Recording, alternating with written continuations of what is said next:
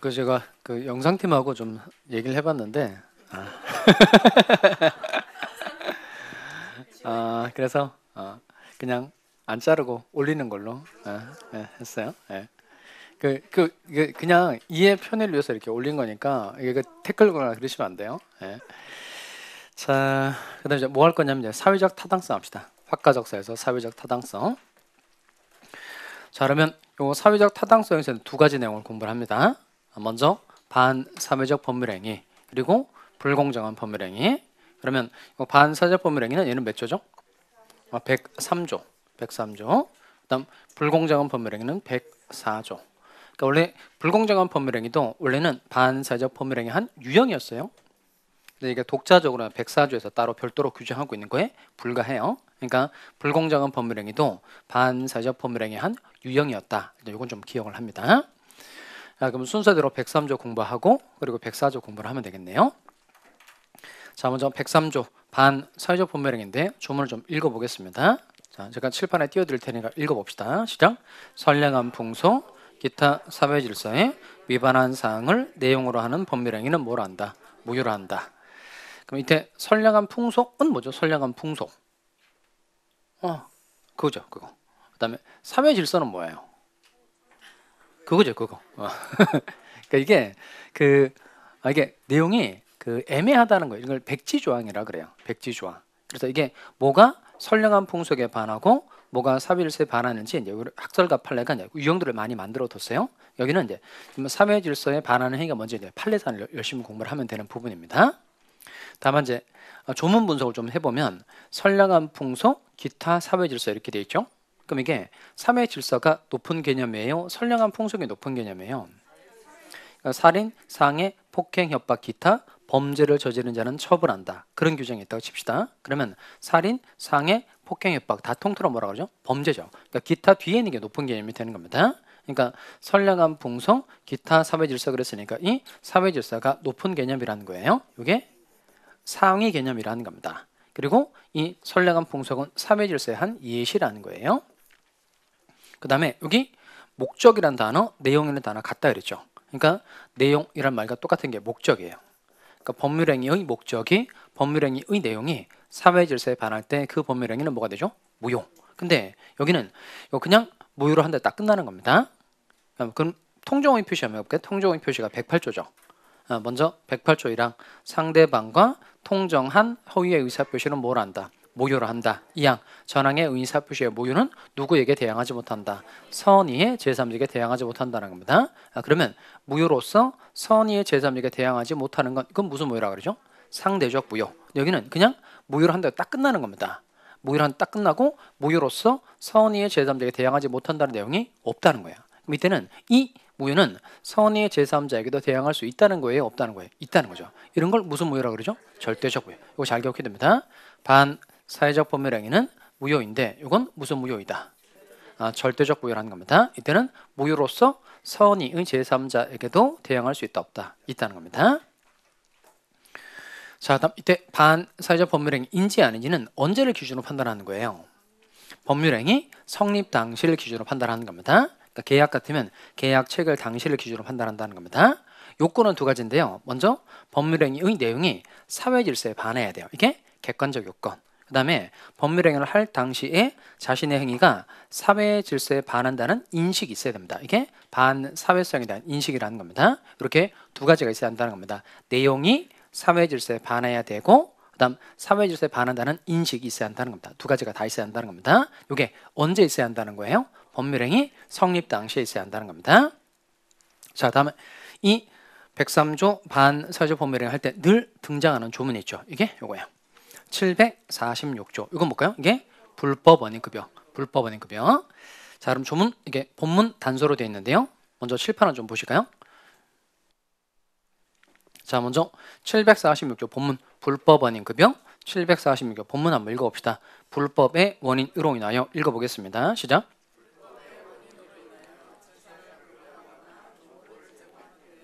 그 이익의 반환을 청구하지 못한다 이렇게 되죠. 자, 여기 키워드가 불법이라는 겁니다. 이때 말하는 불법은 법에 위반되는 모든 행위를 말하는 게 아니고 이게 반사회적 법률행위만 말하는 겁니다. 그래서 불법원인 급여라는 건 반사회적 쓰면 안 되는데 쓰면 안 돼요. 다 있어요. 자, 그러니까 요 17페이지 5번에 봐봐요. 10페이지 5번. 여러분 아무것도 안 써도 돼요. 진짜 합격서는 제가 늘 말씀드리지만 장난 아니게 만들었어요. 이제 거기에 다 있어요. 자, 불법은 이거 읽어봅시다. 무엇을 원인으로? 반사회적 법률 행위를 원인으로 재산을 급여하거나 노무를 제공하는 걸 불법원인 급여라고 한다. 안 써도 되죠. 자, 이렇게 편안하게 마음 내려놓고 칠판을 보시면 되겠어요. 자, 그럼 다시 이쪽으로 옵시다. 이게 반사회적 법률 행위를 원인으로 다른 사람에게 물건을 주거나 그다음 노무 제공했다는 겁니다. 그러면 끝에 이익의 반환을 청구하지 못한다 이렇게 돼 있죠. 그럼 이게 불법 원인 급여에 해당되면 원칙적으로 반환 청구를 할 수 있다 없다? 없다는 겁니다. 근데 단서는 또 반환 청구가 되는 경우예요. 읽어보겠어요. 그러나 그 불법 원인이 읽어봅시다. 시작. 그러나 그 불법 원인이 수익자에게만 있는 때에는 그러하지 아니하다. 이때는 불법의 원인이 오로지 수익자한테만 있다는 겁니다. 이때는 다시 또 반환 청구를 할 수 있다는 겁니다. 원칙을 잘 기억하셔야 돼요. 자, 이게 본문의 원칙이죠. 원칙적으로 반환 청구할 수 있다 없다? 없다. 그런데 불법의 원인이 누구한테 있으면 수익자에게만 있으면 다시 예외적으로 또 반환 청구를 할 수 있다는 겁니다. 자, 그러면 여기는 먼저 가장 기본적으로 반사회적 법률행위 가장 기본 형태를 일단 먼저 해봅시다. 이게 전체적으로 이게 반사회적 법률행위, 그다음 불법원인 급여, 반사적 이익까지 연결이 되니까 이걸 첩계약 사례 가지고 제가 한번 해볼 테니까 보세요. 자, 한번 칠판을 좀 봅시다. 자, 첫 번째 갑, 이 사람 남편이고요. 을은 법률상 처예요. 그러니까 둘이 부부지간이라는 겁니다. 그런데 갑이라는 사람이 배우자가 있음에도 불구하고 병과 첩계약을 맺은 거예요. 그러니까 바람 피고 살림 차리고 애 놓고 살고 이런 거 생각하시면 되겠습니다. 그러니까 첩계약을 맺고 그다음 잘 봅시다. 갑이 병이라는 사람에게 건물을 증여해 준 거예요. 그러니까 누가 누구한테 뭘 준 거죠? 갑이 병한테 건물을 증여해 줬다는 겁니다. 그리고 병이라는 사람에게 건물에 관한 소유권 이전 등기가 된 상태예요. 자, 그러면 첩계약을 맺고 건물 주고 이제 을에게 병한테 소유권이 넘어가 있는 상태입니다. 자, 그러면 먼저 첩계약 같은 거 이건 사매질세에 반하죠. 이건 일부 일처제 근간을 무너뜨린 아주 나쁜 행위니까 이건 이렇게 부릅니다. 법률행위의 내용이 사회질서에 반한다는 겁니다. 여기 읽어볼까요? 무슨 행위죠? 반사회적 법률행위. 당연히 이 첩계약은 유효예요, 무효예요? 무효죠, 무효. 근데 본처가 첩계약에 대해서 사전에 동의를 해준 거예요. 사전에 동의를 해줬다는 겁니다. 그럼 이게 본처가 첩계약에 대해서 동의를 해줬다는 건 어떤 뜻일까요? 이렇게 해줬다는 거죠. 그러니까 집구석에 있지 말라는 거죠. 그렇게 사전에 동의를 해줬다는 겁니다. 그럼 이 본처에 사전 동의가 있으면 첩계약은 유효가 돼요? 이때도 무효가 돼요? 이때도 무효가 돼야 되죠. 만약에 이런 걸 유효하게 하면 실제로 사전 동의를 받고 합법적으로 나쁜 짓을 저지를 수 있게 되기 때문에 본처의 동의가 있든 없든 첩계약은 항상 유효하다, 무효이다. 무효. 자, 그 다음에 이 첩계약이 무효가 된 거예요. 그러면 이 첩계약의 대가로 갑이 병이라는 사람이 아파트를 준 거예요. 근데 첩계약이 무효예요. 그러면 내가 너한테 준 아파트 다시 돌려줘 라고 갑은 병한테 반환 청구를 할 수 있을까요, 없을까요? 그러니까 이때 등장하는 조문이 이게 불법원인 급여라는 거죠. 그러면 이 첩계약과 같은 반사회적 법률행위를 원인으로 해서 누가 누구한테 뭘 준 거죠? 갑이 병이라는 사람에게 건물 소유권 이전해 줬다는 겁니다. 이게 바로 뭐가 될까요? 이게 불법원인 급여라는 겁니다. 그럼 아까 불법원인 급여는 몇 조죠? 746조. 본문 불법의 원인으로 인하여 재산을 급여하거나 노무를 제공한 때에는 그 이익의 반환을 청구하지 못한다 이렇게 되어 있다는 겁니다. 그러면 불법 원인 급여에 해당되면 원칙적으로 반환 청구를 할 수 있다는 거예요? 없다는 거예요? 없다는 겁니다. 결국 반환 청구할 수 있도록 해줘야 돼요? 없도록 해줘야 돼요? 당연히 없도록 해야 되죠. 만약에 반환 청구할 수 있다 이래버리면 어떤 일이 생길까요? 첩계약 맺고 아파트 줬다가 무효주행 도로 뺏고 다시 또 첩계약 맺고 건물 도로 뺏고 계속 이렇게 이게 그러면 그러니까 건물 한 채 가지고 뭐 이 새끼가 좀 자, 그러니까 이때는 갑이 사회의 질서에 반하는 아주 나쁜 일을 저지른 거니까 불이익을 주자. 그래서 만든 게 불법원인 급여라는 겁니다. 그럼 이 불법원인 급여에 해당되면 원칙적으로 반환 청구를 할 수 있어요, 없어요? 없죠. 그럼 이때는 갑의 반환 청구에 대해서 법이 도와주지 않으니까 건물 소유권이 누구한테 넘어가는 거죠? 병에게 넘어가는 겁니다. 이걸 병이 소유권을 취득하는 현상은 정상적으로 매매 계약을 통해서 소유권 취득하는 것과 다르다는 거예요. 그러니까 그래서 이걸 반사적 이익이라고 표현합니다. 갑의 반환 청구에 대해서 법이 도와주지 않음으로 인해서 병이 반사적으로 소유권을 가져가게 됐다는 겁니다. 일단 요 세 가지가 세트예요. 세트. 먼저 첫 번째, 법률행위의 내용이 사회질서에 반하는 경우를 뭐라고 말하죠? 반사회적 법률행위라고 하고, 그다음 반사회적 법률행위를 원인으로 해서 다른 사람에게 물건을 주는 걸 무슨 급여? 불법원인 급여라고 하고, 불법원인 급여에 해당되면 원칙적으로 반환 청구를 할 수 있다 없다? 없다. 그래서 급여물의 소유권이 상대방에게 넘어가게 되는데 이걸 이렇게 표현한다는 겁니다. 무슨 이익을 한다는 거예요? 반사적 이익을 한다는 겁니다. 일단 세 가지가 세트입니다. 반사회적 법률행위, 그다음 불법원인 급여, 그다음에 반사적 이익. 자, 이해는 됐죠? 자, 그러면 뭐가 사회질서에 반하는 건지 이제 판례를 좀 공부 좀 해봅시다. 자, 이건 합격서 오겠어요. 딱 합격서가 있어야 됩니다. 시험용으로 기본서보다도 제가 훨씬 더 여기다 정리를 잘 해놨어요. 그래서 이건 합격서 내용 꼭 보시기 바랍니다. 자, 17페이지 볼까요? 17페이지. 자, 17페이지 보시면 첫 번째 거기 반사회적 법률행위에 해당하는 경우죠. 그러니까 해당하는 경우니까 얘네들은 다 무효가 되는 경우입니다. 자, 첫 번째 갈까요? 밀수자금에 사용될 줄 알면서 금은을 대출해 주기로 한 약정. 여기 뭐가 중요한 단어일까요? 알면서요. 그러니까 여기는 돈을 빌려주는 게 금전 소비대차 계약인데, 소비대차 계약을 맺은 이유가 뭐죠? 밀수자금을 사용하기 위해서. 이게 동기라는 거예요.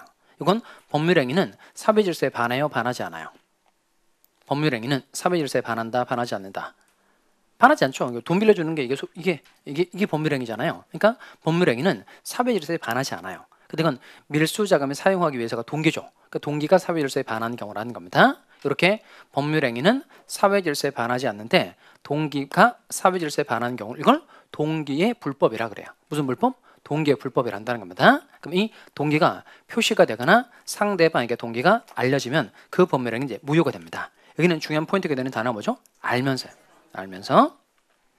자, 이건 동기가 상대방에게 알려졌다는 겁니다. 알려졌기 때문에 이 소비대차 계약은 뭐가 되죠? 무효. 그 다음 두 번째, 당사자 일방이 상대방에게 공무원의 직무에 관한 사항에 관해서 청탁을 하게 하고 그에 대한 대가로 돈을 주기로 정했다는 겁니다. 공무원이 돈 받고 일하는 사람이 아닌 거죠. 따라서 이런 건 사회질서에 반하니까 이런 계약은 유효이다, 무효이다, 무효. 세 번째, 사용자가 노조 간부에게 조합원의 임금 인상 요구를 무마해 주는 대가로 돈을 주기로 정했다는 겁니다. 이것도 사회질서에 반하니까 이런 계약은 유효이다, 무효이다, 무효. 그 다음에 4번, 수사기관에서 참고인으로 자신이 잘 알지 못하는 내용에 대해서 허위의 진술을 하게끔 하고 그에 대한 대가로 돈을 주기로 정했다는 겁니다. 그럼 당연히 이런 계약은 유효이다, 무효이다, 무효. 그 다음 5번, 보험계약자가 다수의 보험계약을 통해서 보험금을 부정 취득할 목적으로 보험계약을 체결했다는 겁니다. 이런 건 주로 사건 사고일 때 들어 나오는 내용인데 이건 사기죄가 됩니다. 다 사기죄. 그러니까 보험금을 편취할 목적으로 부정행위를 저질렀다는 겁니다. 그러니까 이건 범죄를 내용으로 하는 것이라 이건 사회질서에 반하므로 이런 계약은 유효이다, 무효이다, 무효. 그 다음에 6번 내용은 변호사 아닌 자가 포인트예요. 변호사 아닌 자가 돈을 받고 변호사의 업무에 관한 일을 하면 이건 변호사법 위반이 되는 겁니다. 따라서 변호사 아닌 자가 변호사법을 위반해서 승소를 조건으로 소송 당사자로부터 소송물의 일부를 지가 넘겨받기로 했다는 겁니다. 토지에 관한 소송을 지가 대신해주고 토지 50% 넘겨받기로 했다는 거예요. 이건 사회질서에 반하니까 이런 계약은 유효이다, 무효이다, 무효. 7번 조심합니다. 7번. 여기는 뭐가 중요하다니까요? 형사.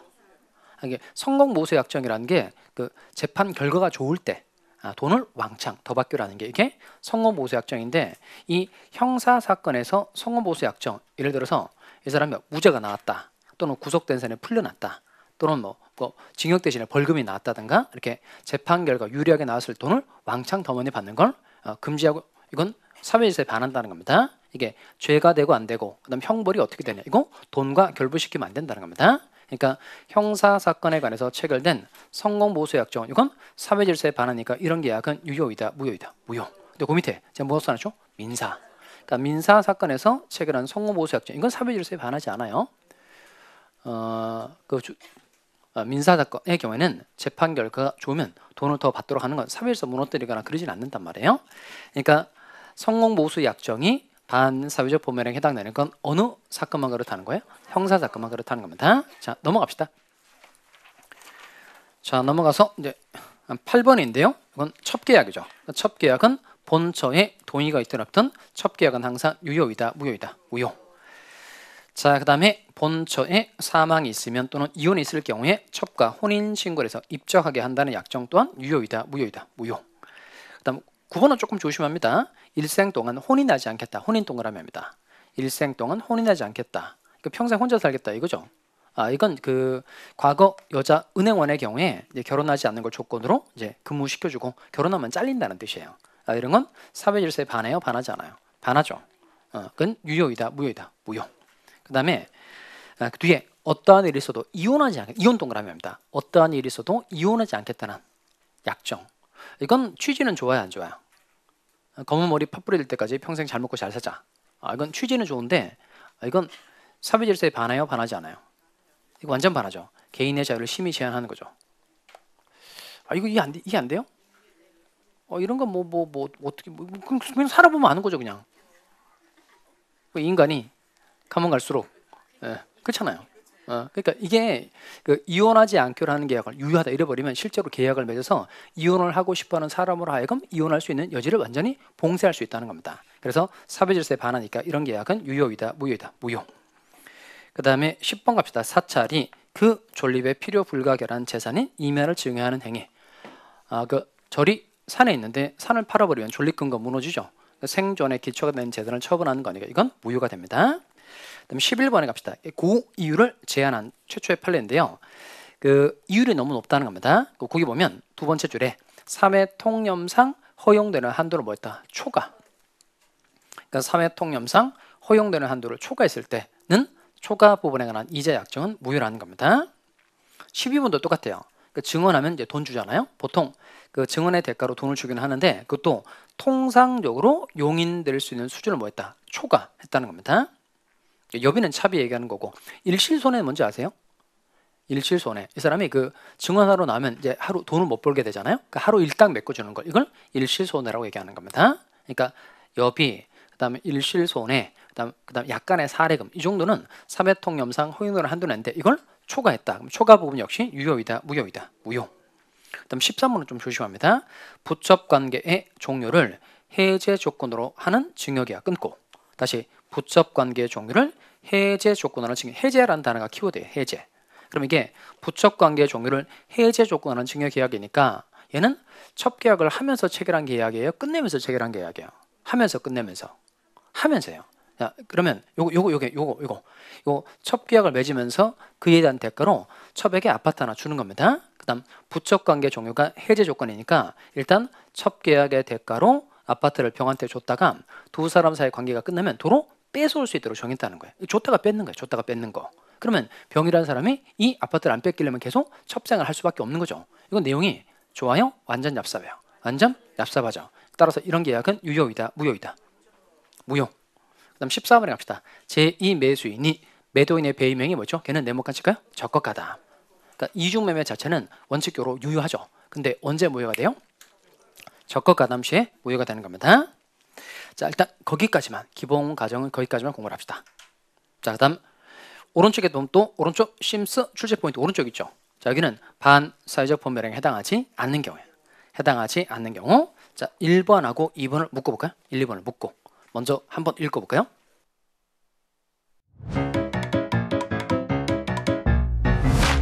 에듀윌 유료 회원만의 라이브 클래스. 두 번째 시간 보겠습니다. 이제는 이제 머리 앞에 제대로 갑니다. 자, 정신 차리시고 이번에 합격 진도 나갑시다. 누구세요? 전 에듀윌 교수인데요. 제가 늘 가까이 있으니까 이번엔 합격. 집에서도 학원처럼 공부하는 혜택.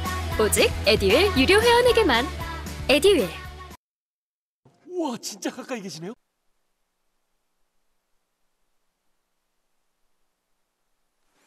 자, 이건 제가 바로 그림으로 좀 설명을 해드리도록 하겠습니다.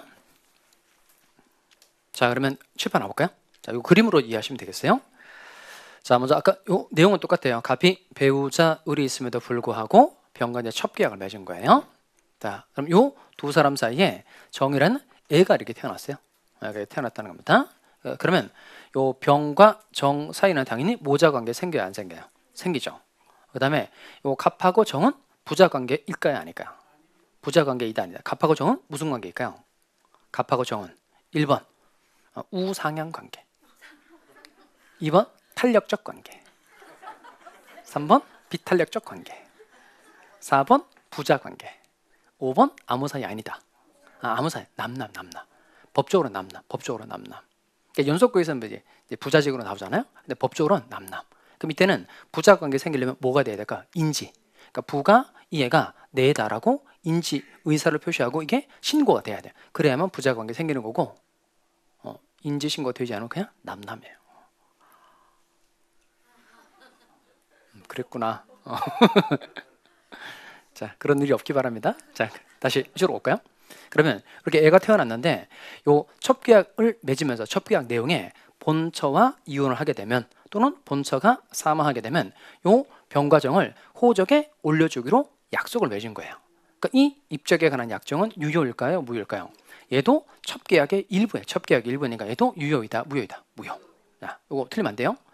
첩계약 무효, 입적에 관한 약정 또한 유효이다, 무효이다, 무효. 자, 그런데 이번엔 갑이 이 불륜관계를 단절하면서 가정으로 돌아오는 상황입니다. 불륜관계를 단절하면서 가정으로 돌아오는 거예요. 이게 점선이니까 뭐 단절할 의지가 별로 없는 것처럼 보이는 게 같아요. 점선이니까, 그죠? 예, 그 두껍게 확 이렇게 불륜관계를 확 단절했어요. 단절하면서 가정으로 돌아오는 상황입니다. 그리고 이 처에게 다시는 바람을 피우지 않겠다. 각서를 이렇게 썼어요. 각서 이렇게 썼다는 겁니다. 그러면 두 가지 해봅시다. 그럼 이렇게 불륜관계를 단절하면서 요 첩의 생활비, 자녀의 양육비를 지급하기로 한 거예요. 이건 사배질서에 반하여 반하지 않아요.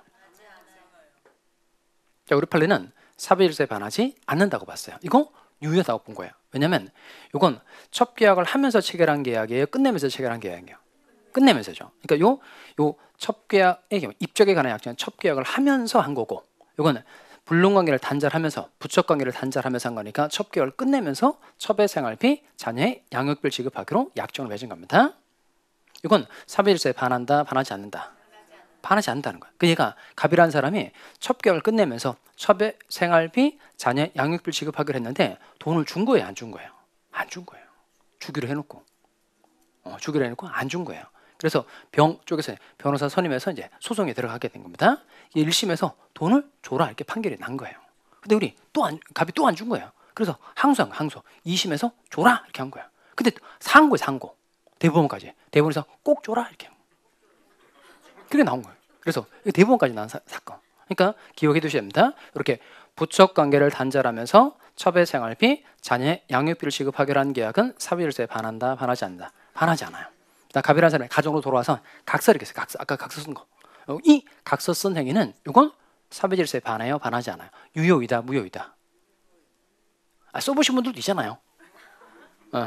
더 이상 바람 피지 않겠다. 각서 쓴 거 이건 유효예요, 무효? 유효. 여기 유효. 자, 그다음에 요 처가 입었을 정신적 고통을 갑이 위로하기 위해서 자신이 가지고 있는 건물을 요 처에게 증여해 준 거예요. 증여. 그러면 아파트 오피스텔 한 대 좋다는 겁니다. 근데 그 단서 조항에 뭘 달아놨냐면 부부 관계가 유지되는 동안에 처가 임의로 처분할 수 없다고 제한을 붙여놓은 거예요. 그러니까 아파트 하나 주면서 절대 우리 관계가 유지되는 동안엔 팔지 못한다. 이렇게 제한을 걸어놨다는 겁니다. 근데 이 을은 이 아파트를 팔았을까 안 팔았을까요? 팔았다 안 팔았다? 팔았어요. 팔았으니까 이제 판례가 나온 거죠. 안 팔았으면 판례 안 났을 거 아니겠어요? 팔았어요. 정이라는 사람에게 판 거예요. 요 A 해이네. A. 정은 자식이니까 큰일 나겠네요. 큰일 날 뻔했어요. 정은 여기잖아요. 그래서 무라는 사람에게 팔았어요. 무라는 사람이 팔았다는 겁니다. 자, 그러면 이때 포인트가 되는 건 뭐냐면 이게 증여하면서 처분하지 못한다는 제한을 붙인 게 이게 사회질서에 반하느냐 이거예요. 일단 요 갑은 화끈한 사람이에요, 쫀쫀한 사람이에요. 쫀쫀한. 주면서 팔지 못해서 한 거니까 쫀쫀한 사람. 근데 이게 우리 판례는 이건 사회질서에 반한다, 반하지 않는다. 반하지 않다. 그냥 유효하다고 봤어요. 왜냐하면 원래 법률행위를 하면서 효력을 제한할 수 있는 게 원칙이에요. 효력을 제한할 수 있는 게 원칙이고, 그 다음에 제한을 붙여둔 게 좀 얍삽은 일부 일처제 근간을 무너뜨릴 정도까지 아주 나쁜 행위에 해당되지는 않는다는 겁니다. 이건 사회질서에 반한다, 반하지 않는다. 반하지 않는다는 거 잘 구별해 두시기 바랍니다. 그다음 세 번째 판례 볼까요? 세 번째 판례 가서 자, 해외 연수 일정 기간 회사에 근무하지 않으면 세 번째 판례 찾으세요. 자, 같이 한번 읽어보겠습니다. 시작. 해외 파견 소요 경비를 배상한다는 사규나 약정이 있게 돼 있어요. 그럼 7번 다시 봅시다. 자, 이건 그 일정 기간에다가 숫자를 한번 써볼까요? 3년이라고 한번 써봐요. 이게 사례 문제가 나오면 아마 숫자가 나올 겁니다. 3년이라는 기간이 아마 나올 거예요. 예를 들어서 이 회사가 이 근로자를 연수를 시켜주면서 비용이 1억 원 들어가게 된 겁니다. 그런데 다시 회사에 와서 3년 동안 근무를 하면 그 비용을 까준다는 거예요. 그럼 이 근로자로 하여금 꼭 다시 회사에 와서 3년 동안 근무해야 된다는 뜻이에요? 아니에요. 그 3년이라는 게 근로기간을 제한한 것이 다 아니다. 아니에요. 그러니까 3년 동안 근무를 하면 비용을 까준다는 거잖아요. 그럼 비용을 물고 다른 데로 가도 돼요? 안 돼요? 되죠. 그러니까 3년 동안 꼭 근무해야 된다는 뜻이 아닌 거예요. 그 뒤에 볼까요? 그 뒤에. 이건 근로계약 기간이다 아니다. 아니에요. 경비 반환에 면제 기간을 준 거예요. 경비를 털 수 있는 기간을 마련해 준 데 불과하다는 겁니다. 이건 사회질서에 반한다, 반하지 않는다. 반하지 않아요. 4번 판례도 기억하셔야 됩니다. 이거 수수료 판례입니다. 백화점 수수료 위탁 판매 매장 계약에서 임차인이 매출 신고를 누락한 경우에 판매 수수료의 100배에 해당하고 매출 신고 누락분의 10배 해당되는 벌칙금을 임대인에게 배상하기로 하는 위약부에 관한 약정. 이건 사회질서에 반한다, 반하지 않는다. 일단 금액이 세요, 약해요. 엄청 센 거죠, 이거. 근데 이게 위약부를 이렇게 세게 매기지 않으면 매출 신고 누락하는 걸 참 막을 길이 없다 이렇게 본 겁니다. 그건 사회질서에 반한다, 반하지 않는다. 반하지 않는다는 거예요. 자, 그 다음에 그 밑에 조심하셔야 되는데요. 자, 먼저 얘는 밑줄 하실 게 뭐냐면 5번에 보면 다 밑줄 하지 마시고요. 쭉 훑어보면 공통사항들이 있어요. 자, 첫 번째 줄에 세를 회피할 목적, 두 번째 세를 회피할 목적, 네 번째 줄 세를 면탈할 목적이죠. 이렇게 세금을 포탈하기 위해서 편법을 저질렀다. 이것만 가지고는 반사적 법률행위에 해당한다, 해당하지 않는다. 해당하지 않는다는 겁니다. 자, 그다음 특히 두 번째처럼 양도소득세를 회피할 목적으로 매매계약서에 실제로 거래한 가액보다 낮은 금액을 매매대금으로 기재했다. 이게 무슨 계약이죠? 이게 다운계약이에요. 다운계약. 그 다운계약서가 가끔 쓰기도 하는데 일단 법 위반에 해당됩니다. 법 위반에 해당되는데 이건 사회질서에 반하는 정도까지 가지는 않는다는 겁니다. 그러니까 반사적 법률행위에 해당되지 않는 거예요. 그 다음에 6번 중요합니다. 6번 강제집행을 면할 목적 임주랍니다. 강제집행을 면할 목적으로 부동산에 허위의 근저당권 설정 등기를 경유했다 또는 명의시등을 했다는 겁니다. 이렇게 강제집행을 면탈하기 위해서 편법을 저질렀다. 이것만 가지고는 반사적 법률행위에 해당하지 않아요. 그러니까 5번하고 6번은 기본 원리는 똑같아요. 우리가 세금 안 내기 위해서 편법 저지르는 거 맞죠? 그래도 대한민국이 막 무너지거나 그러진 않잖아요. 또 강제집행 피하려고 재산 빼돌리는 행위 사람들이 많이 할 수 있잖아요. 나쁘긴 한데 그렇다고 해서 대한민국이 무너지는 정도까지 가지는 않는다는 겁니다. 이건 반사적 법률행위에 해당하지 않는다는 거예요. 7번 갑시다. 국가기관이 헌법상 보장된 국민의 기본권을 침해하는 위헌적 공권력을 행사한 결과 국민이 그 공권력 행사에 의해서 뭐가 돼요? 외포되어 자유롭지 못한 상태에서 의사표시를 하였다는 겁니다. 근데 제가 지금 다 읽어주고 있죠? 책 없어도 내가 계속 읽어주고 있잖아. 그러니까 잘 들으세요. 아시죠? 자, 여기서 중요한 단어가 외포란 단어예요. 외포. 그러니까 외포됐다는 건 공포 상태에서 의사표시를 했다는 겁니다. 뭘 써야 되냐면 공포 상태니까 뭐 생각나야 될까요? 강박. 그렇죠? 강박. 그러면 사기 강박에 관한 조문 생각나요? 110조죠. 조문 어떻게 되죠? 사강 취선이죠. 강박이니까 이거 그냥 뭐 할 수 있는데 그치는 거죠? 네, 그렇죠. 취소할 수 있는데 그치는 거고 끝에 반사회적 법률행위는 해당한다, 해당하지 않는다. 해당하지 않는다는 겁니다. 8번 이도 똑같아요.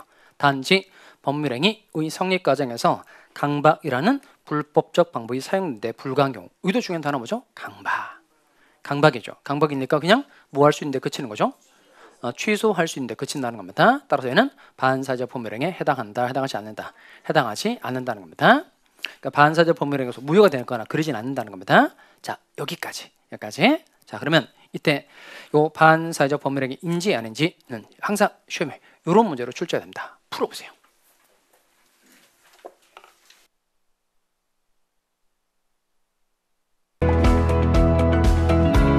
직장 다니면서 시험 합격하기가 쉽지 않아요. 혼자 공부하면 물어볼 데도 없고 에듀윌 유료 회원은 평일 야간에도 심지어 주말에도 밀착 관리를 해주니까 의지가 많이 됐어요. 에듀윌은 합격의 지름길입니다.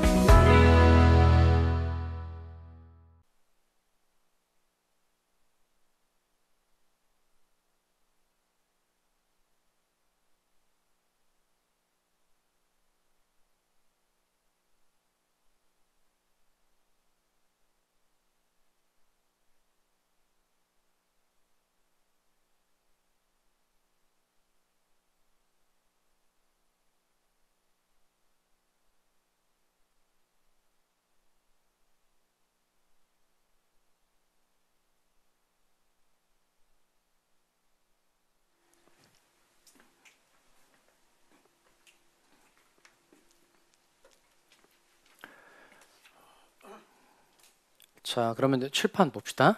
자, 일단 얘는 문제 자체는 쉬운데 그 끝에를 조금 실수하지 않아야 될 부분이 있어서 이 문제를 골랐는데요. 이건 반사회적 법률행위에 해당하여 무효인 것. 그러니까 반사회적 법률행위에 해당되면 100%다 뭐가 되죠? 무효가 되죠. 자, 먼저 기억반에 갑시다. 여기는 성립 과정에 강박이라는 불법적 방법이 사용된 데 불과한 법률행위 그랬죠. 강박이니까 얘는 그냥 취소할 수 있는데 그치는 거죠. 일단 얘는 끝에 반사회적 법률행위에 해당한다, 해당하지 않는다. 해당하지 않죠. 해당하지 않고 얘는 강박이라서 뭐 할 수 있는 경우죠? 취소. 그러니까 조금 조심하실 게 있다는 거예요. 이게 대부분 일단 반사회적 법률행위에 해당하면 뭐가 되죠? 무효가 되죠. 그다음 반사회적 법률행위에 해당하지 않으면 대부분 유효하게 된단 말이에요. 근데 경우에 따라서는 다른 법률 규정에 의해서 무효가 되거나 다른 법 규정에 의해서 취소할 수 있는 경우도 생긴다. 그걸 좀 기억합니다. 자, 여기는 강박이기 때문에 반사회적 법률행위는 아니에요. 근데 강박이니까 뭐 할 수 있는 경우죠? 취소. 니은번에 갑시다. 니은번. 강제집행을 면할 목적으로 그죠? 강제집행 면할 목적. 이게 경매 피하려고 재산 빼돌렸다는 겁니다. 강제집행을 면할 목적으로 허위 근저당권 설정 능력을 경유했다는 겁니다. 이거 다 지금 제가 뒤에다 쓰는 거 똑같이 한번 써요. 이건 반사회적 법률행위에 해당한다, 해당하지 않는다. 해당하지 않아요. 그럼 해당하지 않으면 이 행위는 유효가 될까요? 무효가 될까요? 유효, 무효. 일단은 효. 유효가 될까요? 무효가 될까요? 요거 무효가 되죠. 무효. 왜 무효가 될까요? 왜 무효가 될까요? 왜 무효가 될까요? 제가 허위. 자, 그럼 뭐 생각나야 돼? 아이고 통정호의 표시. 그러니까 몇 조 생각나요? 108조. 따라서 얘는 통정호의 표시에 해당되어서 얘는 무효가 된다는 겁니다. 다시 한번 정리해 드리겠어요? 그러니까 반사회적 법률행위에 해당하면 100% 뭐 되죠? 무효. 그다음 반사회적 법률행위에 해당하지 않으면 대부분 유효하게 된다는 겁니다. 근데 다른 법률 규정에 의해서 무효가 되거나 다른 법 규정에 의해서 취소할 수 있는 경우도 생기는데 이게 무효가 되는 경우예요. 그러니까 일단 강제집행을 피하기 위해서 편법을 저질렀다. 이것만 가지고는 반사회적 법률행위에 해당하지 않아요. 근데 여기는 허위니까 통정호의 표시에 해당되어서 얘는 뭐가 된다? 무효가 된다는 겁니다. 제 말 이해하시겠죠? 그 다음에 디귿번에 갑시다. 디귿 여기는 뭐가 중요한 포인트가요? 이거죠. 세를 회피할 목적이죠. 이렇게 세금을 포탈하기 위해서 편법을 저질렀다. 이것만 가지고는 끝에 이건 반사회적 법률행위에 해당한다, 해당하지 않는다. 해당하지 않아요. 그럼 이 다운 계약 체결한 거죠. 그럼 이 계약은 유효가 될까요? 무효가 될까요? 얘는 유효. 자, 그러면 정리를 다 해드렸어요. 자, 그러면 원래 다시 여기 반사회적 법률행위에 해당하면 100% 뭐가 되죠? 무효가 되죠. 그 다음 반사회적 법률행위에 해당하지 않으면 유효한 경우도 있고 무효인 경우도 있고 취소할 수 있는 경우도 있다는 겁니다. 그럼 이게 궁금하면 공부를 하다가 이제 궁금하면 저한테 개별적으로 질문하시면 돼요. 이게 반사회적 법률행위 아닌 건 확실한데 이거 유효하게 되는 경우인가요? 무효로 되는 경우인가요? 아니면 취소할 수 있는 경우인가? 궁금한 건 저한테 직접 질문하시면 되겠습니다. 그 다음 리얼번에 가겠어요. 자, 이미 중요한 표현이 바로 나왔죠. 뭐죠? 적법가담. 그러니까 매도인의 배임행위에 뭐 있다? 적법가담했다는 겁니다. 그러니까 적법가담에서 이루어진 거니까 이건 반사회적 법률행위에 해당하는 거죠. 그러니까 두 번째 행위가 매매 계약이어도 되고 증여 계약이어도 되고 저당권 설정 행위여도 상관없습니다. 따라서 요 적법가담이 됐으니까 이건 반사회적 법률행위에 해당하는 거죠. 따라서 이건 반사회적 법률행위에 해당한다. 그랬으니까 얘는 100% 뭐게 되죠? 무효로 되는 겁니다. 따라서 해당하여 무효로 되는 것은 그랬으니까 뭘 찾아야 돼요? 이거 리얼. 자, 일단 여기까지 해두고 좀 쉬었다가 이제 오늘 중요하게 다룰 이중매매 논점 좀 쉬었다가 보도록 하겠습니다.